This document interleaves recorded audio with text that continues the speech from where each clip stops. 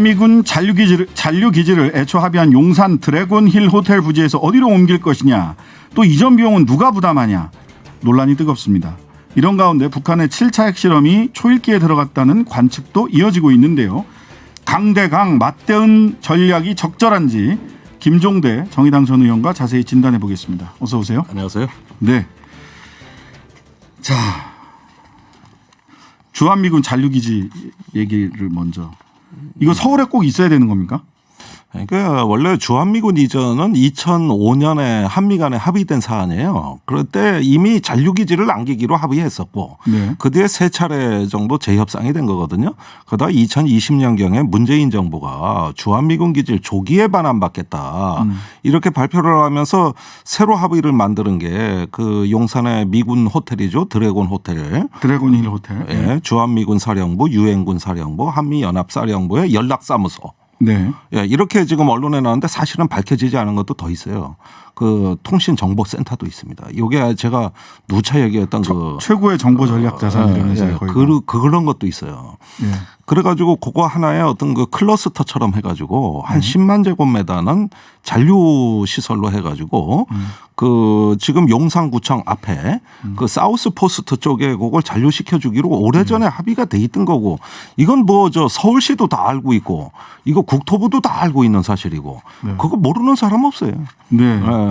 자, 근데 전 그래서 한번 여쭤보고 싶었던 게 뭐가 있었냐면 이게 연락소 기능만 하는 게 맞나? 10만 제곱미터인데 말하자면 네. 그 정부 여당 쪽에서는 연락소 기능만 하는 곳이기 때문에 한미연합사, 유엔사, 주한미군 네, 연락소 기능만 남기는 거기 때문에 그냥 뭐 건물 하나 옮기면 네. 대체부지 찾아서 건물을 옮기면 되는 일이다라는 것처럼 말씀을 하신단 말이에요. 근데 누가 그런 얘기를 하는 거냐 이거.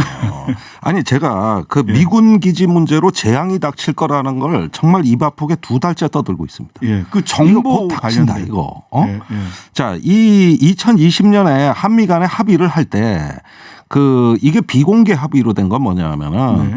이런 중요 시설들 연락사무소와 그 정보통신기지나 이런 것들이 굉장히 큰 인프라입니다. 그 호텔도 그렇고 수도하고 통신, 전기 이런 것들은 건드리지 않기로 이면 합의를 맺어서. 예, 그래가지고 제가 그걸 엡실론 체계라고 미군의 그 신경망처럼 뻗어 있는 그 통신 케이블. 예, 이게 미국 NSA 국가안보국이 운영하는 그 통신 케이블도 깔려 있고 이게 서해 쪽으로 신경망처럼 뻗어 있는데 그 데이터가 수집돼서 분석되는 기지가 용산이다.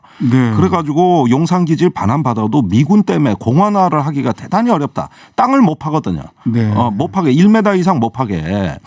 이래서 이 미군 기지 문제로 앞으로 대통령 집무실 문제가 재앙을 겪을 수밖에 없다. 이 문제를 점검하고 넘어가야 된다. 이거 제가 얘기한 게 저희 방송에서도 그 말씀을 하셨거든요. 그래서 제가 딴 데 가서 아침 방송에서도 했고. 예. 연락사무소 정도가 문제가 아니라 여기 미군의 정보 전략 자산이 있어서 이거를 옮기는 게 가능할지 옮긴다고 한다면 그 비용이 뭐 추산할 수 없을 정도로 많이 높아지지 않겠느냐. 예. 그러니까 지금 대통령 집무실 옆에 이게 다 있는 거거든요. 드래곤 힐 호텔하고 다 있는 건데 이거 서울 시민들이 다 아는 거예요. 이태원 지나가는 사람들이 거기에 미군 호텔이 있다는 거 다 알고. 다 알죠. 예, 거기에 미군 기지 있다는데 잔류부지가 그쪽에 결정된다는 거 다 알고 있고. 네. 그런데 이제 와서 용산에 들어와 보니 네. 담장 하나 끼고 미군 부대가 용산에 잔류한다는 이런 사실을 처음 알았다는 듯이 인수인계를 안 해줬다고 막 그러시더라고요. 아니 그러니까 제가 이거 시험 문제 나온다. 이거 시험에 꼭 나오니까 외워놔라. 네, 이렇게 그랬어요. 그렇게 얘기하는데 시험 망치고 와가지고 안 가르쳐줘서 시험 망쳤다고 때를 쓰는 거하고 똑같은 거예요. 지금 국민의힘의 하태경 의원이 그런 얘기하는 거라고. 네. 그러니까 사실은 그 말에 어이가 없어 대통령 집무실이 오늘 대통령실이 얘기했어요. 사실은 알고 있었다. 예, 그 얘기했어요. 몰랐다 그러면 말이 안 되니까. 예. 근데 협의가 순조롭다 이렇게 얘기를 했고요. 그다음에 윤석열 대통령과 뭐 김건희 여사가 드래곤힐 호텔을 둘러보고 봤다. 예. 예. 그러면서 급물살을 타고 속도를 내고 있다. 예. 하여간 이전이. 그분들이 뭘 둘러보면은 항상 뭐가 급물살을 타더라고. 네. 공관이고 관저고 미군기지고 간에. 그런데 네. 이 지금 드래곤 히틀 이게 사우스 포스트 그러니까 이태원 쪽으로 가는 네. 그 간선도로의 북쪽이 메인 포스트고 전쟁기념관이 있는 쪽이 네, 맞습니다. 그 반대쪽이 사우스 포스트인데 네. 사우스 포스트에 잔류기지가 있는 거를 그러면은 메인 포스트 쪽으로 옮겨주겠다. 네. 그게 어디냐 하면은 전쟁기념관하고 용산고등학교 사이. 그 후암동 일대 예. 여기에다가 대체부지를 주겠다. 네, 네. 그러면은 거기에 미국 대사관이 이전에 들어와요. 그다음에 옮겨가는 기지하고 합쳐서 네. 거기에 하나의 어떤 미군의 외교 국방 시설이 이제 들어서는 거거든요. 예, 캘리포니아가 하나 또 생기는 거죠. 거기. 예, 말하자면. 이 얘기를 하는 건데 네. 자 건물 옮기는 데만도 3천억 든다고 3천억에서 4천억 예. 거기에다 지금 숨어 있는 비용 그 저기 아까 말씀드린 앱실론 어떤 예, 통신 체계 예. 이런 것들 전부 돈이거든요. 네. 오히려 이 비용이 더 많을 수도 있어요. 그러니까 지금 이런 그 후암동 일대 지금 그 방위사업청 자리까지 다 해서 어디로 움직이든 간에 그 일대 메인 포스트나 어디로 움직이든 간에 일단은 이 일대에 전부 저 건물뿐만이 아니라 인프라까지 재구성해야 됩니다. 네. 이런 비용 왜 뺍니까? 그러니까요. 그러니까 그 합참 이전하는데 뭐 1,200억 사실은 국방부는 4,600억이었다 그랬는데 예, 그렇죠. 예, 깎아서 1,200억 뭐 합참 옮기는데 또 그 돈 예. 뭐 이러는데 이거는 비교가 안 되는 거죠. 그 몇 배지 이게 저기 추산도 안 되고 그다음에 미군 기지 이전은 돈이 원체 많이 들어요. 비싸게 부르니까. 비싸게 부르니까. 예. 자, 그 메인 포스트 쪽에 땅은 충분히 있습니까? 민간인 땅을 수용하거나 매입할 가능성은 없어요. 그러니까 보십시오. 원래 미군이 메인 포스트 쪽을 반환하면 이거 공업 만들겠다 그랬는데 네. 그런데 시간을 질질 끌다 보니까 그 사이에 힘센 기관들이 들어와 가지고 전쟁기념관은 야외 전시장 확대하겠다. 네. 외교부는 컨벤션 센터 짓겠다. 네. 서울시도 뭘 짓겠다. 네. 이래 가지고 이리저리 뜯어먹기 시작해 가지고 이미 여기가 공원이 될 수 있을까가 의심스러운 메인 상황이에요. 포스터 쪽이. 이미. 예. 그런데 여기에 민족공원 만든다 그러고 서울 시민들한테 활력을 주는 네. 하나의 어떤 그 쉼터를 마련해 준다고 했던 게 그 노태우 정부 때거든요. 네. 그런데 지금 벌써 이런 기득권들이 야금야금 들어오는데 네. 거기에다가 미군이 들어오고 대사관이 들어오고 이렇게 하면은 이 빈틈이 과연 그러네요. 충분한 부지가 확보되겠으며 네. 그리고 확보된다 하더라도 거기에 따르는 어떤 부수적 비용과 네.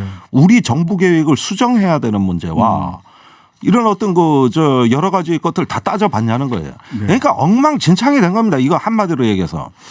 자, 비용 문제 이 말씀하시는 분들에 따라 조금씩 다른데 용산 미군 기지 이전 비용은 한국이 부담한다라고 말씀을 하시는 분도 계시고 또 우리가 어떤 부담하는 거예요. 예. 또 먼저 이전해 달라고 한쪽이 부담하게 된다. 예, 그게 요구자 부담 원칙입니다. 예. 근데 대통령실에서는 미군이 잔류 기지를 이전해 달라고 요구했다. 이렇게 네. 발표를 했단 말이죠. 이 어느 쪽에서 부담해야 되는 겁니까? 아니 그래서 돈이 이전 비용. 얼마 안 드는 것처럼 자꾸 축소 은폐를 하시는데 네. 대통령실이 이전했기 때문에 옆에 있는 미군 기지를 메인 포스트로 옮기는 거잖아요. 네, 네. 그러면은 우리가 받는 건 있어요. 네. 뭐냐? 드래곤 힐 호텔을 바꿨죠. 드래곤 히틀 때 그 사우스 포스트의 토지는 받는 거죠. 네. 예. 그러면은 이거 상업용지로 바꿀 겁니까? 아니죠. 만약에 못 바꿔가지고 바꿔요. 네. 민간에 매각해버리면은 그 돈 떨어져요. 네, 네. 메인 포스트 쪽에 잘 줘줘도 예. 오히려 돈 남을 수 있어. 예. 그런데 여기 상업용지로 바꿀 거냐고.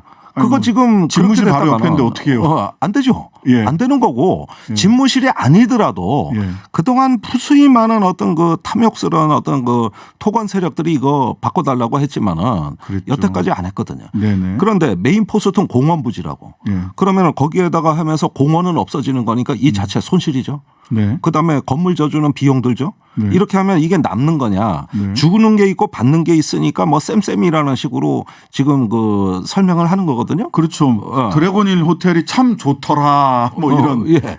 그러니까 그 거기서 그러면 호텔업 할 겁니까? 그거 받아가지고 돈 벌 거예요? 아니잖아요. 네. 못 하는 거예요. 그러면은 자 이렇게 미군 그걸 받는 토지는 반환받는데 네. 그에 못지않게 이제 그 우리의 공원을 희생해가면서 네.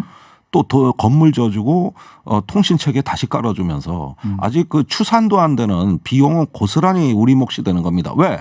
우리가 요구한 거니까. 우리가 그래서 요구자 부담 용산에 없이. 관한 사업은 예. 100% 한국 정부 부담이에요.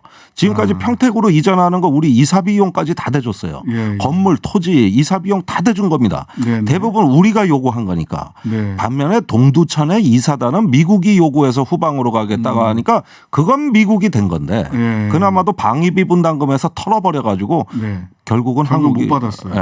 예. 이렇게 되는데 무슨 미군이 자기 돈을 쓰면서 갑니까? 그 말도 안 되는 소리라는 거죠. 그러니까 그게. 근데 대통령실 관계자는 한쪽이 손해 보고 한쪽만 이익 보는 협상은 없다. 이렇게 아니, 얘기를 협상 했어요. 해봤냐고. 지금 뭐 금물살을 타고 있다 그랬는데 네. 그 금물살은 저 비용 협상이 돼야 타결이 되는 거지. 네. 거기에다가 환경오염 비용은 왜 빼놓습니까? 그렇죠. 왜 이거 오염 정화 안 할 겁니까? 답답합니다. 네. 그냥 입만 열면 돈이야. 그것도 1,000억 아니면 줘요. 예. 단위가 그냥- 달라요. 좀 자존심은 상하지만 그냥 5년 그냥 담장 끼고 예. 잔류기지 좀 있다가 네. 차기 대통령이 청와대로 다시 돌아가시면 안 될까요? 아니 그러니까 아무리 빨리 빼도 당장은 못 옮길 거 아니에요. 그렇죠. 지금 이렇게 금물살을 타건 뭘 하건 간에 어차피 돈 거예요. 그렇죠. 다시 지어주려면 그게 몇 년이 걸릴 텐데 네. 어차피 돈 거예요. 한동안 동거할 수밖에 없어요. 그럴 수밖에 없어요. 예. 예. 지금도 동거 중이에요. 그렇죠. 지금도 미군 동거 기지 중인 반환이고 뭐고 따질 것도 없이 지금도 동거 중이고 저기 지금 이촌역 일대 그 13번 게이트 네, 그리로 그쪽으로 들어가는데 들어오시죠. 거기는 임시 개방을 한다는 거 아니에요? 네네. 근데 그거 임시 개방해도 여기 드래곤 호텔하고 몇몇 시설들은 요지부동인 거라고요. 네. 그럼 당분간 동거예요. 이거 어쩔 수가 없잖아요. 그러니까 본인은 새로 지어주고 동거가 끝나면 이게 뭐 하루 이틀에 옮겨질 수 있는 게 아니잖아요. 정보 전략 자산도 있고 하면. 그러니까 임기 중반이 정보자산은 넘겨야 감청기지예요. 감청기지다. 네. 신호정보. 예. 참 내가 어이가 없어요 진짜. 그러면 결국은 지어주고 옮겨도 본인 임기는 한 뭐 얼마 안 남은 절반 시점에서 이상. 절반 이상. 아니 무슨 뭐 호텔 대사관을 뚝딱 짓습니까? 아무리 해도 설계해야지. 네. 환경영향 평가해야지. 시공해야지. 검수해야지. 이거 뭐 1, 2년 안에 됩니까 이게? 아니 그러니까 그렇게까지 해놓고 가면 다른 대통령이 차기 대통령이 와서 청와대로 나 다시 돌아갈랍니다. 라고 해도 옮기기도 어렵겠네. 또 아니, 이렇게 그건 안 되면. 돼요. 아니, 한 번 시민한테 돌려준 청와대를 어떻게 또 뺐습니까? 참 그건 안 되는 건 안 되는 그건 거예요. 안 되는 거다. 재앙이 시작된 겁니다. 이미- 이 용산의 재앙은 특히 미군하고 걸려 있는 문제는 아주 풀기 어려워요. 이런 것들 점검 좀 해보라고 제가 재앙이 벌어지고 얘기한 게 2달 전입니다. 그런데 국민의힘은 처음 알았다는 듯이 얘기를 하니 아주 미칠 노릇이죠. 제가. 유수인계 안 해줘서 그렇다라고 탓을 하시더라고요. 네. 차서원님이 미관 파천 맞네 이렇게 얘기를 하시네요. 미관 파천. 그렇죠. 고종이 러시아 대사관으로 도망친 거 이래로 아관 파천이었으니까. 미국 대사관 뭐 미군 기지 옆에서 근무하는 거 이게 처음이죠. 뭐. 예. 자 시간은 뭐 많지는 않습니다. 한 5분 정도 남았는데요. 하여튼간에 걱정이 많습니다. 용산 미군기지 이전, 잔류기지 문제, 대통령 집무실 문제, 또 공원 임시 개방한다고 하는데 발암물질 관련 문제 등등해서 문제가 끝이 없이 드러나고 있습니다. 이 문제들 어떻게 해결해 갈지 좀 지켜봐야 될 것 같고요. 자, 북핵 실험 초강수, 미군 7차 핵실험이 뭐 금요일에 할 거다 이런 전망도 있습니다. 네. 그래서 금요일이라 이렇게 구체적으로 적시하는 건 좀 적절치 않아 보입니다. 예. 하여튼간에 뭐 조만간 있을 거다. 예, 또 우리가 이렇게 예측하면 달리 할 수도 있는 거거든요. 그런데 네. 이미 브레이크가 안 걸린다. 이거 자전거 같아서 멈추면 넘어지는 형국이 돼버렸다. 네네.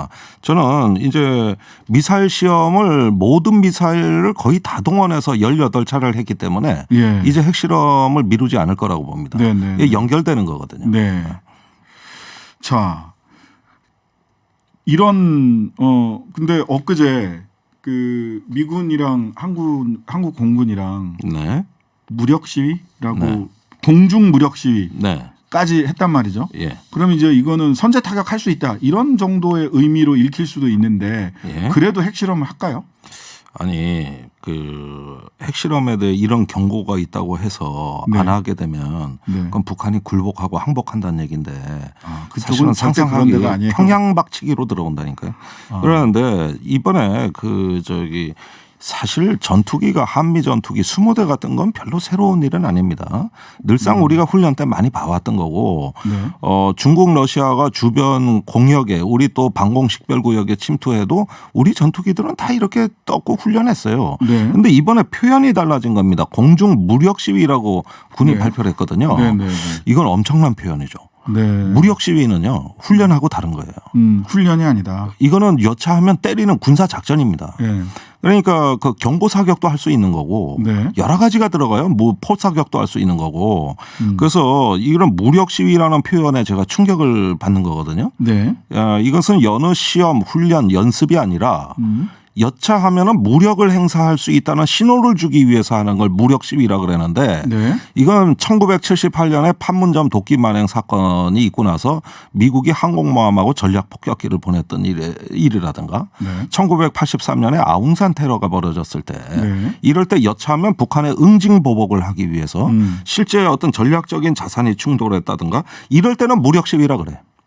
전 그건 연습이 아니니까. 네. 근데 이번에는 이렇게 전투기 20대 띄워놓고 이걸 무력 시위라고 우리가 발표한 거는 북한에 대해서 여차하면 원점 타격이나 선제 타격 그러니까요. 예, 또는 그 어떤 군사적 대응을 곧바로 할 수도 있다. 이런 뜻의 신호를 발신한 거거든요. 아우. 굉장히 센 거죠. 아니 그래서 우리가 이제 2016년 17년 요때 이거 전쟁 나는 거 아니야? 이런 그 공포감과 위기감이 있었잖아요. 네. 예.